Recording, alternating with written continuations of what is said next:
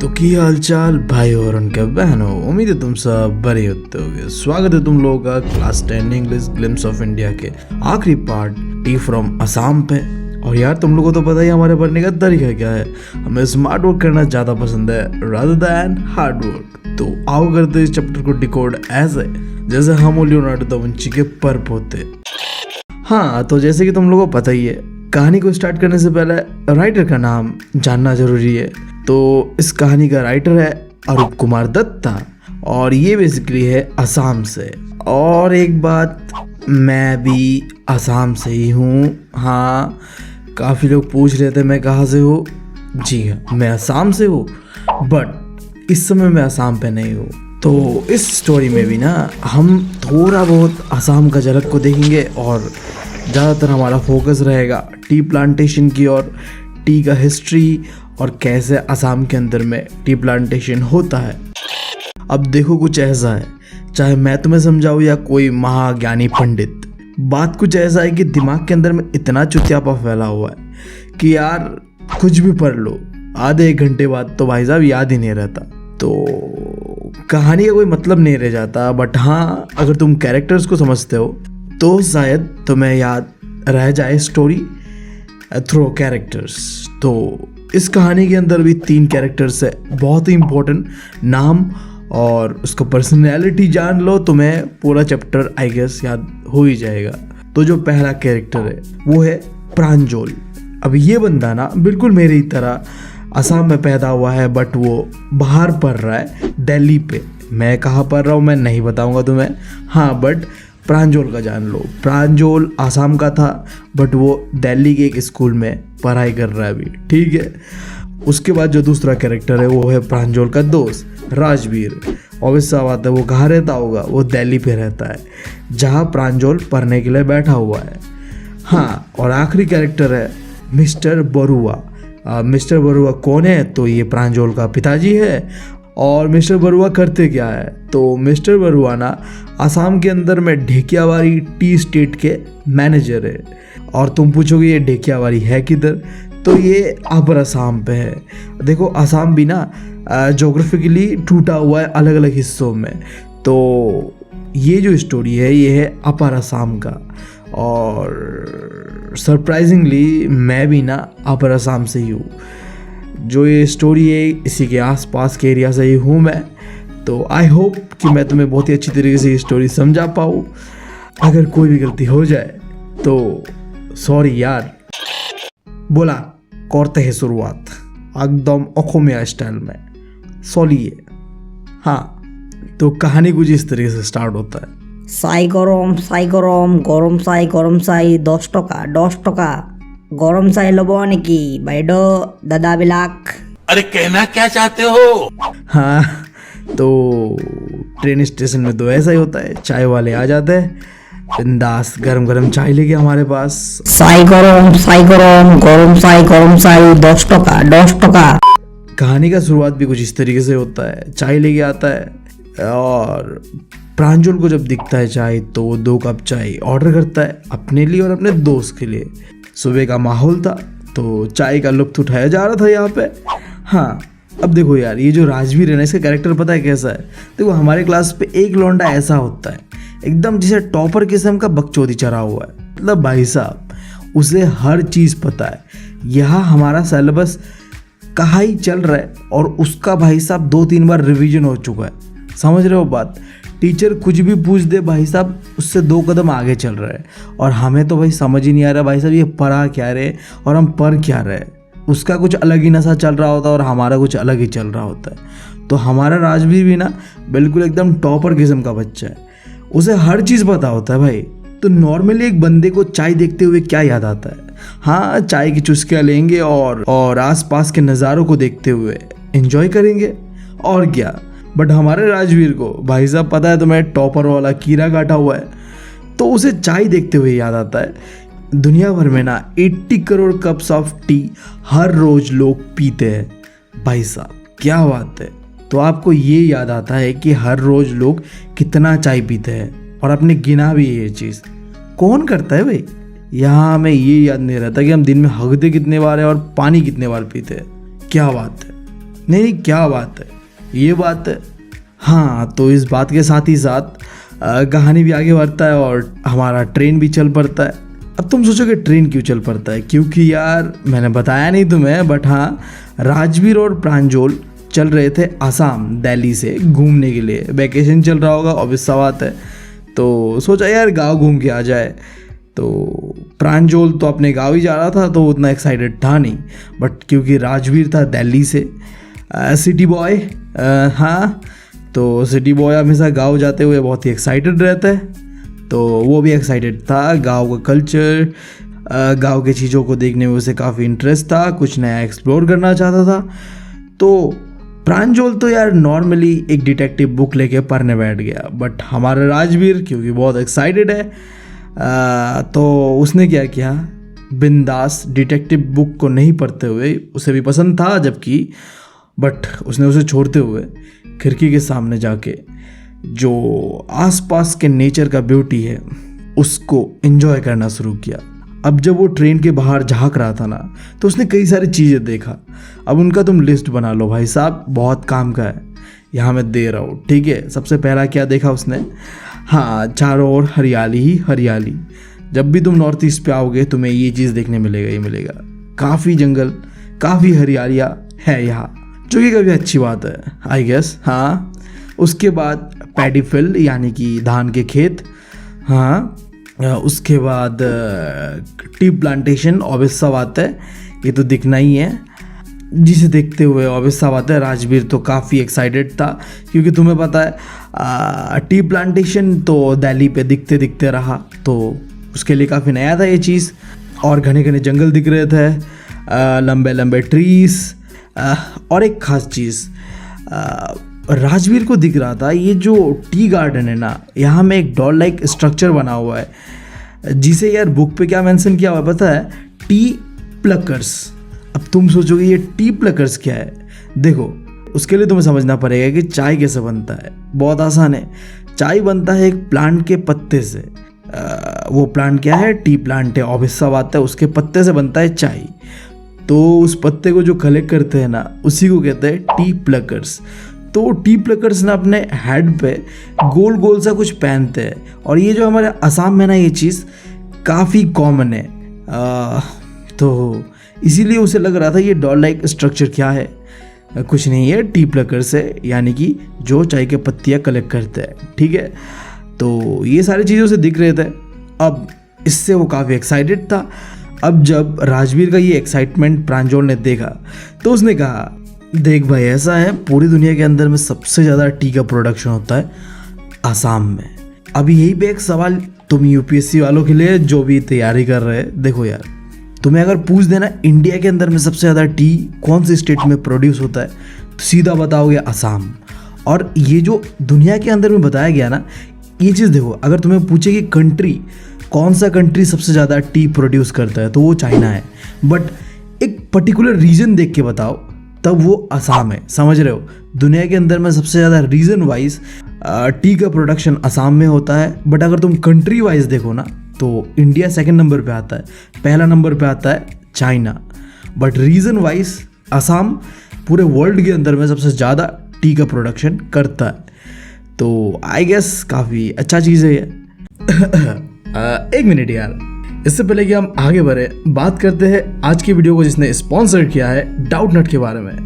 तो अगर तुम लोग में से किसी का भी ख्वाब है कि मैं IIT में सेलेक्ट होना चाहता हूँ और अपने लाइफ को यार एक नए मुकाम पे पहुँचाना चाहता हूँ, तो यार तुम लोगों के लिए सुनहरा मौका है यार। तुम यार घर बैठे बैठे ही IIT का तैयारी कर सकते हो थ्रू डाउटनट। तुम्हें मिलेगा यहाँ काफ़ी एक्सपीरियंस टीचर्स का गाइडेंस।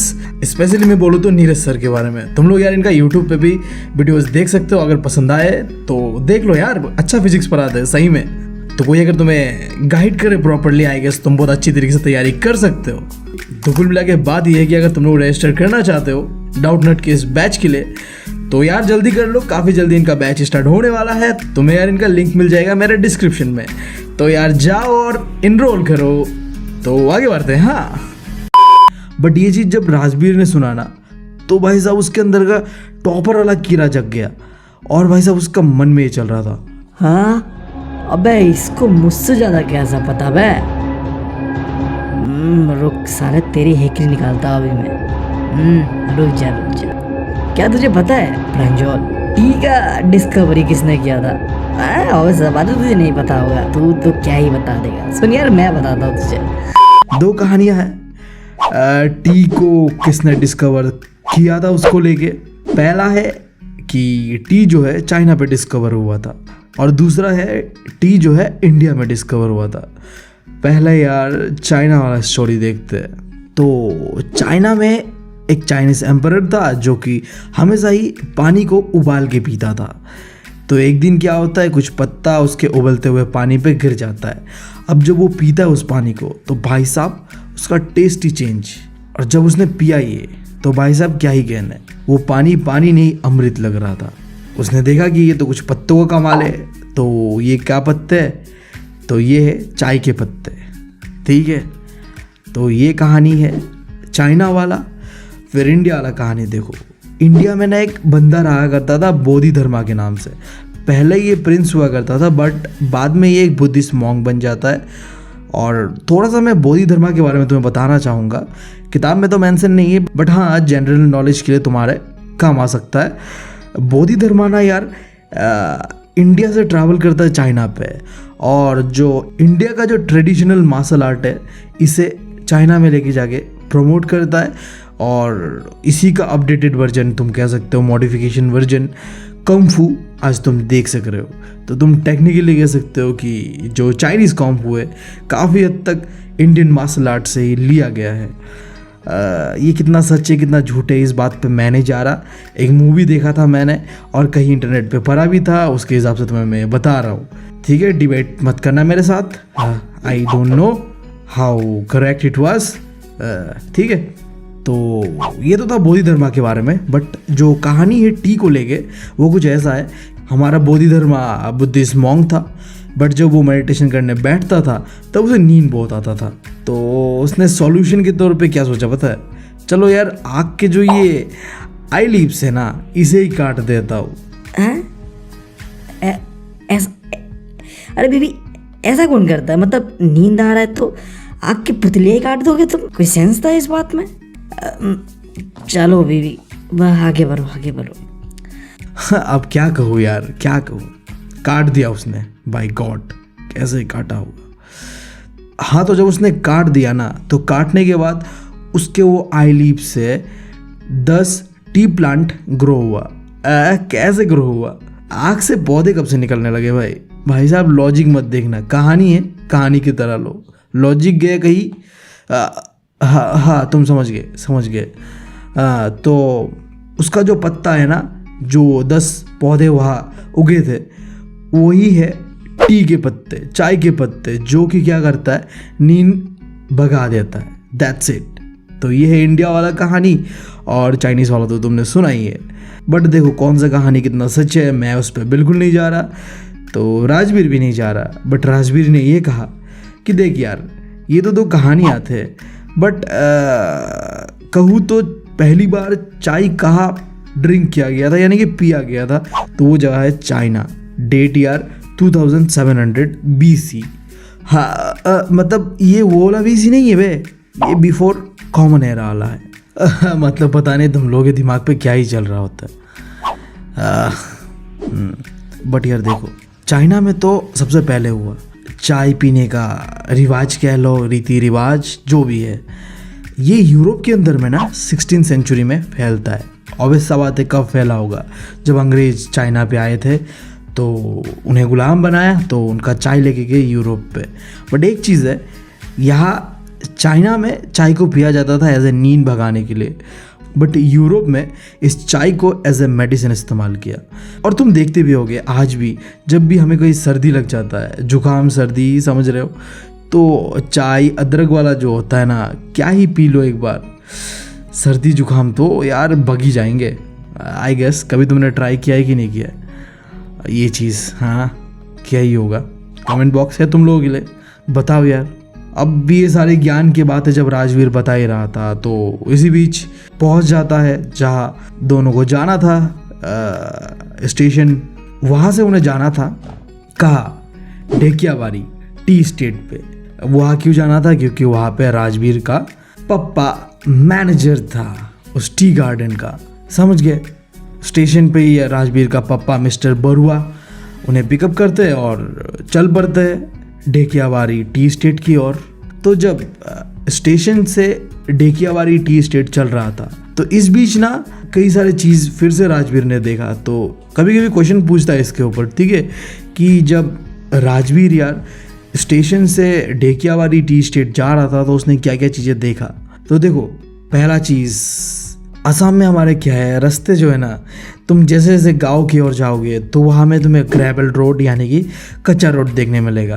तो जैसे ही ढेकियावाड़ी टी स्टेट की ओर जा रहा था, जो कि गांव पे ही था, ऑब्वियस सा बात है, तो वहाँ ग्रेवल रोड मिलता है, कच्चे रोड, चारों ओर एकर्स ऑफ टी बुशेस। देखो यहाँ में टी बुशेस, इसका मतलब क्या है? बुश यानी झाड़ियाँ। देखो ये जो टी का प्लांट दिख रहा है ये कैसे ग्रो करके बैठा हुआ है, एकदम झाड़ियों की तरह।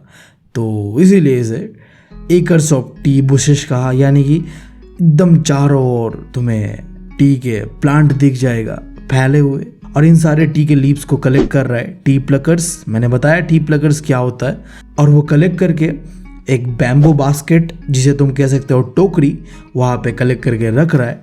और वो पहने हुए है एक प्लास्टिक का कुछ कपड़ा, जो कि ऑब्वियस सा बात है उन्हें पहनना पड़ता है जब भी वो कलेक्ट करने चलते हैं। और आखिरी चीज़, ये टी प्लकर्स क्या कर रहे हैं, ये चाय की पत्तियाँ जो नया नया है ना, एकदम न्यू लीव्स, उन्हें तोड़ रहे हैं। तो एक चीज़ मैं तुम्हें बता रहा हूँ, चाय के साथ कुछ ऐसा है ना, तुम जितना जो एकदम नए नए पत्ते होते हैं ना उसे तोड़ोगे उसका स्वाद ज़्यादा होता है।